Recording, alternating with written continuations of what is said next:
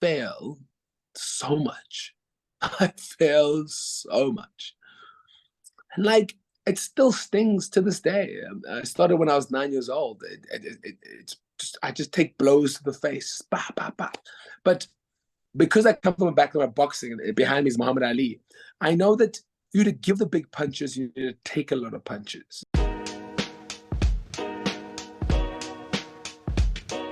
It took me some time to think about all the questions that I want to ask you and how I can condense them. But obviously, introducing you, you're an actor, you're an activist, you're an MC, you've done so many different things as well. I really love the way that you use the platform. I know that my partner and I speak about it all the time.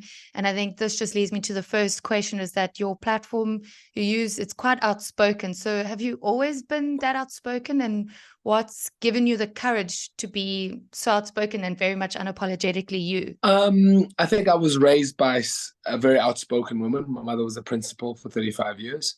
And I was brought up in a household that was always saying respect people, but don't let them walk all over you. And if you see an injustice, you must speak up. And that's how I live. And people disagreeing with me, it's none of my business. And people's opinions, if they differ to mine, it's you're allowed to have your own difference in opinions. On your platform, you push the gender norms quite a lot. So what inspired you to push the gender norms? Traditionally looking at pole dancing, it's seen as something feminine, and then also dressing up in drag and coming up with Sivanna. I see I get a lot of credit for that. I just do what I want to do. I do what I want to do. As long as I'm not hurting anyone. If you disagree with my choices, then that's your thing. I was raised in a house that you could do what you wanted to do as long as you weren't hurting people, and just be able to explore. I'm exploring who I am and what I do. I'm not necessarily exploring my sexuality, because I don't think anything that I do actually has anything to do with sexuality. I think the world has made it that.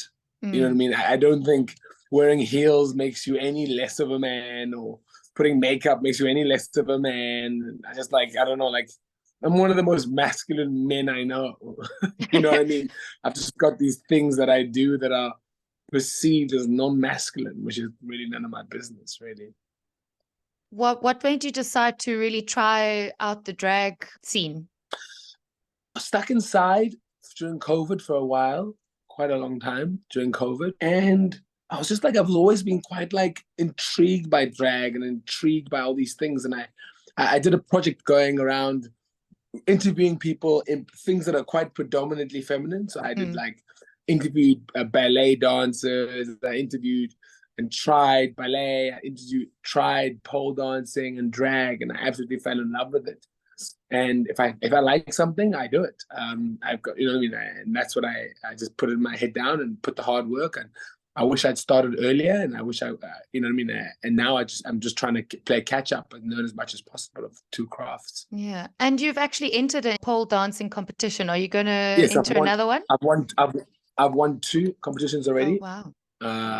And what I'm going to do is I'm going to enter Worlds next year, doubles for Worlds. Amazing. Yeah. Is this with Siren Pole? Yeah, with Siren, yes. Yes, amazing. She's my partner, and she's my friend, yeah. That's awesome. So speaking about, you using your platform, you also speak out quite a bit about gender-based violence. And I know that you also founded Menstruation Foundation. So first off, this will be a 2-part question. What inspired you to start Menstruation Foundation? I see that you've also capitalized MEN, men, in menstruation. I'm a man, and I've always, been, I was raised in a household with women, so pads, tampons are always readily available. And then one day I saw a woman on the side of the road, and then I put a Facebook status about what do women do on the side of the road about during the time of their month. And then it just exploded. And then I started doing sanitary pad drives. And then after that was just not sustainable. I wanted to try and find a sustainable option. I opened up a sanitary pad foundation with a guy called Maurice Besson. He is the hands on the ground doing all the hard work. I'm the face, the marketing, and the money guy who brings in the money. And we literally on about over 45,000 women every single month. Wow. We hand out an average of about 500,000 sanitary pads every single month. and we've saved about 1.2 million school days for young girls across the country, Southern Africa. I just feel like it's not a man issue. It's not a woman's issue. It's a humanity issue. I don't like injustices. I think a lot of people think I'm pro women's rights. It's not actually I'm pro women's rights. I'm pro human rights. Yeah. And for me, women's rights are being infringed upon, which are human rights. So actually, I'm not pro women's rights. I'm pro human rights. Yeah. And when women reach pure equality with equity and equality, then you don't need a guy like me. You know what I mean? If you're listening to this, at no way am I claiming to be a perfect man. Nothing close to it. Am I a feminist? I don't know if I am. What I know is that I'm against inequalities and I'm pro human rights. So if people are being marginalized, then I will fight. Yeah. If I'm walking down the alley and 3 men are busy bullying 1 man, I'm going head first. Do I have potential to get beaten up? Yes. Do I have potential to die? Yes. Am I willing to die? Yes, I am. I'm all about fighting marginalization and injustices. And that's me. So speaking of fighting, injustices and marginalization, you also speak out quite a lot about gender-based violence. Do you think that was influenced because of the household you grew up in? Being surrounded by a lot of women and then seeing these injustices happen. And I know GBV is a huge issue in South Africa as well. No, there was never GBV in my household. But I don't believe we have a GBV problem in this country. I believe we have an innate violence problem. And I think a lot of people tend to put those separately. Like many more men die in South Africa than women die, right, in the hands of men, right? Yes. So innately we have a violence problem in society, South African society. And I think a lot of people think that because papers make it sound like more women are killed by men, but no, actually more men die in the hands of men. So in other words, if you're a woman or a child, or they're going to kill you one way or the other, or they're going to hurt you one way or the other. And I think we need to address more about the violence problem that we have. And I think a lot of people spend a lot of time with GBV, and I think we have a terrible, terrible violence problem in this country. I think we speak fluent violence in this country, and that's me as a man speaking. I can feel I have violence running through my veins, and it's continuously trying to be able to understand, why am I so violent, and why do I act with my fists or in aggression? But I was raised by a very strong woman, and no one messed with my mother. Everyone feared my mother, and I was raised by that kind of woman, and she raised me to stand up for injustices, no matter what it is. If it's people infringing on the queer community, upon kids, upon women, upon men, I hate injustices. We have a problem in this country. We have a violence problem, and it trickles down to the most vulnerable, which are women and children. Yeah. And what do you think would be, a small step in the right direction to start addressing these issues? I mean, you use your platform. Do you think we need to bring more people to the table, or do we have to use all our voices together to go to the government, or where do you think it kind of all starts? Black South Africans, 6 out of 10 birth certificates in South Africa don't have a father. 6 out of 10, which is 60%. I think we need to hold men accountable, to take care of their kids, to be present. We have many broken homes in this country. I think for me, from a young age, I played sport. Some of my biggest influences is sport. I did scouts as a kid, big influence of mine. And I was held accountable from a very early age. Am I perfect? No. Am I flawed? Very. I feel like things like the army, things like scouts, things like boy programs. I think young boys need places, safe spaces. I don't think there's enough safe spaces for young boys. And when I say safe, I don't mean safe in a physical sense. I mean that they can talk, that they can allow to be boys and men. As soon as a famous person cries, they become a meme. If you're a man, you know what I mean? And then you wonder why men don't cry. As soon as a man shows emotion, they become a meme, or that's why men don't show emotion, because we've been taught that we can't cry. And when we do cry, when we do show emotion, then we get ridiculed. I just feel like we gotta realize that we have a problem.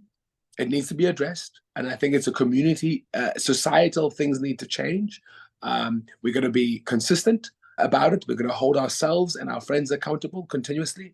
And another thing that I don't think enough people talk about is that I think people think that patriarchy is only perpetuated by men. I think patriarchy is perpetuated by women entirely, which is a conversation women don't want to have, unfortunately so. Like, even if someone's listening here, I think they're going to attack me in the comments. but patriarchy is perpetuated by women. I think we all, as a society, we need to change. And I don't think we're talking about those conversations enough about how societal changes and norms need to be dismantled and rebuilt again. But I think we all know that's not really going to happen. So off the back of that, what do you think could be done to get more men to speak out in the way that you are, and to feel comfortable to speak to not just women, if they're feeling vulnerable or they're wanting to have those kind of difficult conversations about patriarchy or gender-based violence or menstrual poverty? What do you think would be the best step for men to be able to talk to other men about this as well? I think safe spaces are needed. I think spaces that because I think men do know there's a problem. They really, really, they do. I think some of them, I personally feel like we got to simplify the fight. We got to drop the big words, simplify it really down to its bare necessities of what this is. What is consent? If you walk down the road and you ask 10 men what patriarchy means, I promise you most of them wouldn't know what the fuck that word means, right? But if you ask women, they'll break it down. Yeah. But who is the person that needs to know what patriarchy is? I think you got to let men know as well. You know what I mean? So we got to simplify the words. We got to go back to basics. We got to have GBV and violence, all those conversations had at school, primary school. We got to change the education system about how things are done. When they're talking about female body parts and menstruation and all that kind of stuff, the boys must stay in the room as they're talking about them. Include the boys in the conversation. And another thing, men and women are different. I think we just got, let's be truthful, we're not the same. Biologically, so we are very different. Very different. And I think there are certain ways that you have to be able to speak to a man that you can't speak to a woman about. Not about, but a certain way. I think a lot of us, for example, I don't think women are the answer to fixing this problem. I think the only way you can change men's mindset is from another man imparting knowledge. And I think that's the most important way. And then we're just going to try continuously push away and chip away at the system. Because let's be truthfully honest. Remember about 5 years ago, how militant women are on social media, how it was Me Too, whatever. It was quite like, because you feel it's slowly calming down. It's slowly calming down. And then again, something's going to happen. It's going to go in little waves. But we need to keep the fight consistent, authentic, real, and just plow away continuously. We can't go like this. It's got to be consistent. You're actually the first male guest that I've had on the podcast. It's always been women before. I just find women are more comfortable being vulnerable, talking about these types of things as opposed to men. I think the thing is with, I spoke to the young ladies yesterday and they're like, they're struggling to find a boyfriend. And I said, it's so interesting how we want men to be these vulnerable creatures, but then you don't realize that men are scared to approach. You know what I mean? We say men are broken, but no one wants to let them have a shoulder to cry on. You know what I mean? Like, what do you expect? Yeah. What do you expect? You know what I mean? Like, for me, I'm privileged when it comes to, I've created a platform, I've created a world where I can be this guy. You know what I mean? It comes at a price. There's brands who won't work with me because I'm this guy. But then the others who like love me being this guy. But I just think people just need to let men be the men that they have the potential to become, but then stop giving them mixed messages about you need to be soft. Oh no, I'm sick and tired of men. They're not soft enough. They're not hard enough. And then men just like, okay, what do I do now? What do I do? So I just think we just got to find a balance in communicating. I think men are scared. I think women are scared, and men don't know where they stand anymore. And women are like, okay, cool. I want a sensitive man, but I still want him to be strong, and I want to be assertive. And then like, okay, how assertive must I be? And then you meet a woman one day who's like, your place of mine. You're like, oh, I've never been asked this before, and you're like, can I? And then you say this to another woman, and she's like, oh. So it's just, I wish you guys could be in our WhatsApp groups as men. I wish you could see the things men are saying, and I think men are lost. Men are very lost. I read a book by Brené Brown called Daring Greatly, and she talks about shame and vulnerability. And it reminded me a lot of this failure topic as well, because how men and women perceive shame is very different. Woman is very body image associated. So it's all about image, how they look and how they present. And then men, it's about it's that same issue. What you were saying is that they don't feel man enough. They can't show emotion. They have to be the strong pillar, the one that's unmoving, that can do everything, get everything done. And we don't realize also that for men, it is very scary and shameful to approach women, because if you get rejected, it's like, well, I'm not man enough. And it's always that questioning of manhood. So what can women do then to make men feel maybe more comfortable to be able to express their vulnerability as well? Yeah, that's a difficult one. I don't have all the answers. But I just feel like they need to feel safe as well. I think women feel unsafe, and we know about that physically. You guys are really getting hurt left, right, and center, like in danger. But like I spent the last this weekend with 3,000 women, 15,000, 1,500 one day, 1,500. And there's just a spark, because men were the minority. Like, there were none of us there. I was working, every other man was working. And I could just feel that women were just thriving. They felt safe. They didn't feel intimidated. It was their world, right? And I felt like if I had my guy friends here, they would see how women act amongst themselves, and how that would be the safest space to actually approach women, right? And you realize that actually us men are part of the problem. I always say that at the event, is that we are part of this problem. So I don't even think we know how to make women feel safe around us. I just think it's a communication thing between the two of us. And another thing, I'll give you an example. So women want, for example, I was giving an example of how we do things differently. For example, so this is a huge cancel culture about canceling out loud, right? Yeah. But men come from like a pack environment of hunting. So like, they were hunting animals, and then they were all together in like little packs. When a guy fucks up, right? They won't scream it and shout at him. They'll come to him and go, hey, buddy, you messed up there. Can you fix that? Right? Because we could have caught that mammoth, but you messed up there. Cool, guys. In rugby, you drop the ball, right? No guy's going to scream at you. They're going to come to you and go, hey, buddy, fix it, man. Fist pump, fist pump, fist pump. But it's interesting now, the communication. So now the online wants us to cancel each other out loud, but instinctively men want to talk to each other one by one, right? And it's interesting how we all communicate differently, and we all do things differently because we're different. Yeah. The same as black people and white people. You know what I mean? White people do things differently, black people do things differently. But everyone's always preaching about Rainbow Nation, we're all the same. Bullshit. We're different. You know? We're going to talk about our differences and celebrate them. It's like men and women. You know what I mean? I'm stronger than you. I might not even, I don't have to be there in the room to tell you I'm categorically stronger than you, right? I don't need anyone to tell, I don't need to meet you to tell you that. And we're different that way. So I just feel like we just got to go back to basics. I think we're going to go back to basics. I do feel like we need our own rooms as well. I do think we need all men rooms. And I think we need to go to therapy as men. I think we need to talk to people more. And then not only go to people who we know will get the answers we want from, but people who will give us the hard answers. But I think men and women need safe spaces that they can be themselves. Yeah. And so speaking of cancel culture, what is your opinion on cancel culture? Because if I see a man abusing a woman and there's proof, I'll put it straight on my platform. I feel like it's bullshit and people need to be exposed. I don't know. I feel like some cases people need to be cancelled. I really think they do. And some cases people need to be spoken to, and people can come back from it. I promise you that I'm sure there's many men out there who hate my guts and they want to kill me because I was able to. They beat up a woman not once, not twice, but 3 times, and I put them on their platform. They lost everything, right? I think that's deserved. Yeah. But I don't think every single thing needs cancel culture.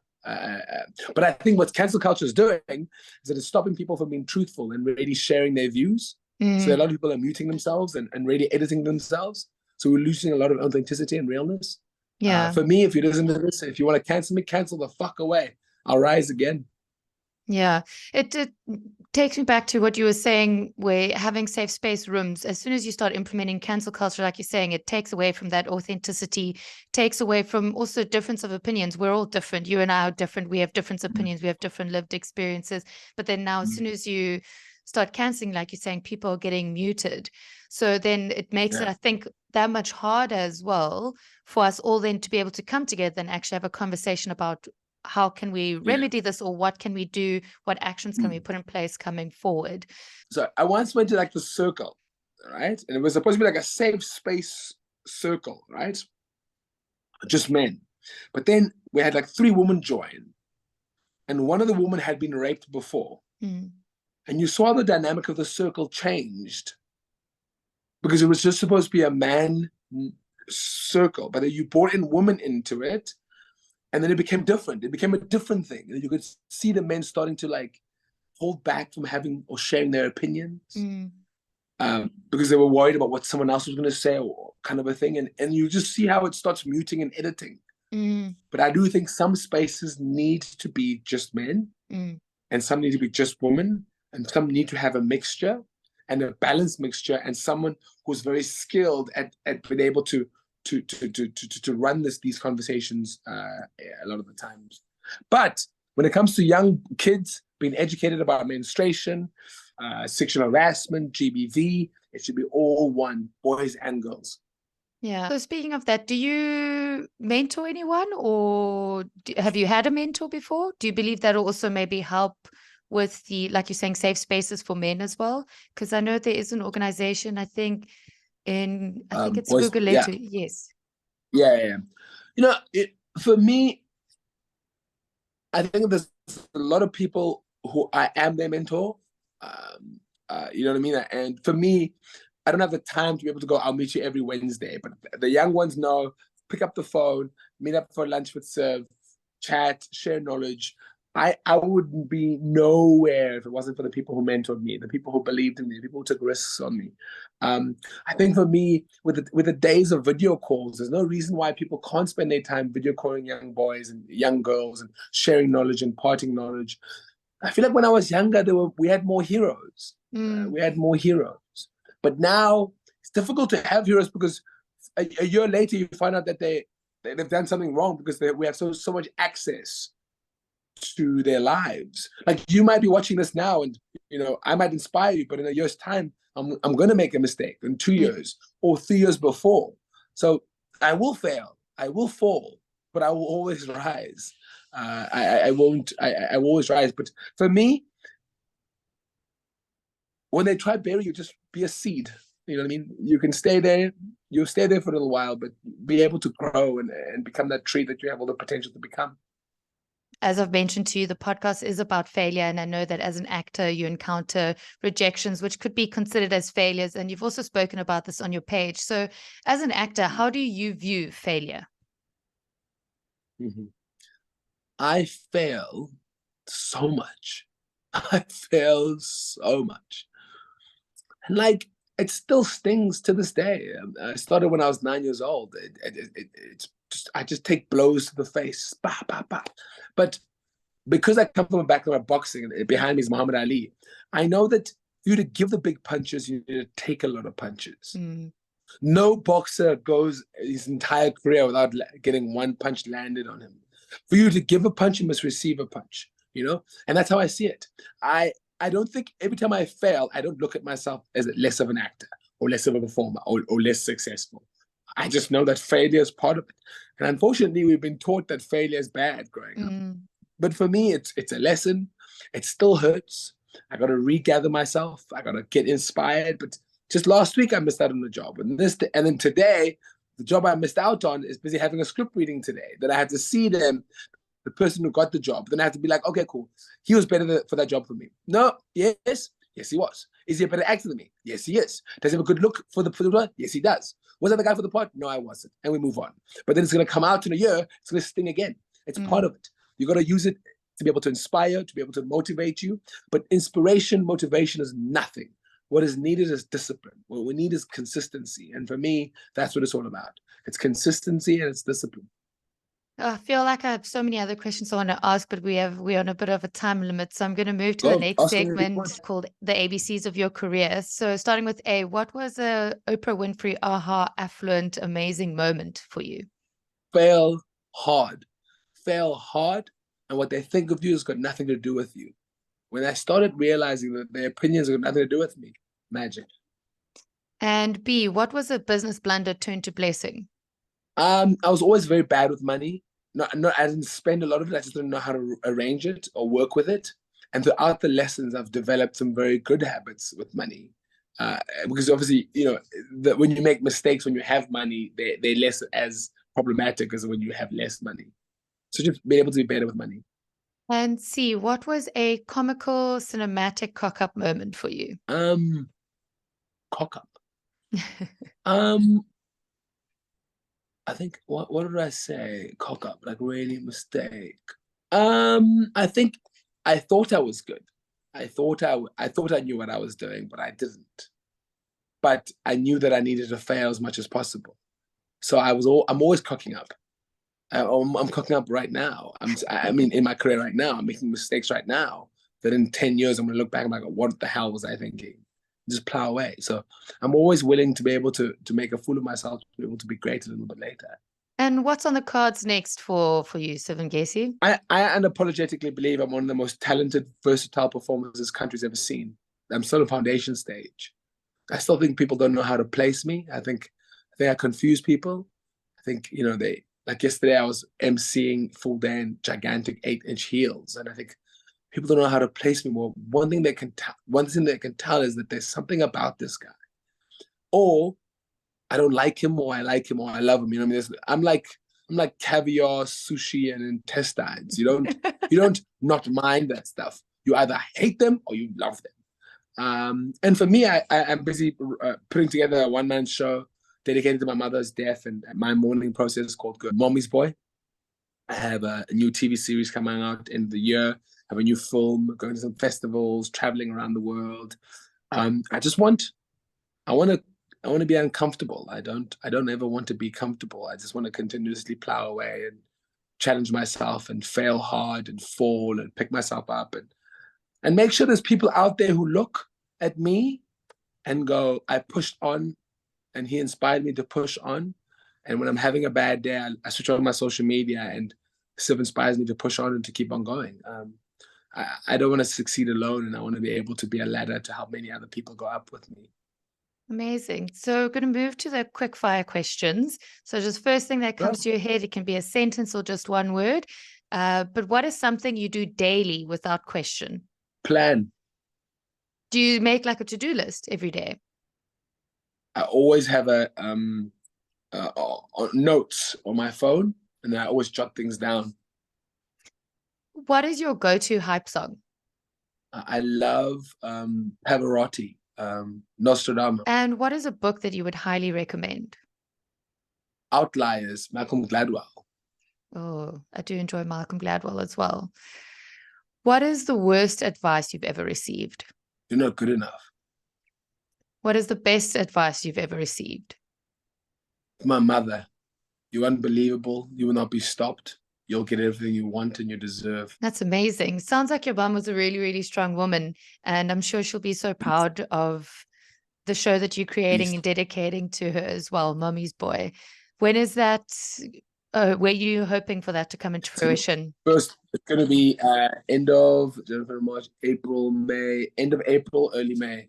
Is it a TV series or is it like a comedy act? No, it's going to be a comedy act with pole dancing, with drag, with everything. Okay, amazing. That's all the questions that I have. I really appreciate you coming onto the podcast. I was so excited for you to come on. Sure, I'm keen to fail. I'm keen to fall. I've really enjoyed speaking with you. Hopefully this won't be the last conversation that we have, and we can have many more in future. We can help the Rainbow Nation and have these safe spaces. But I really appreciate your time. Thank you so much, Siv. And I hope that you have an amazing week. Thanks for the call. Thanks so much. Okay, cheers. Bye.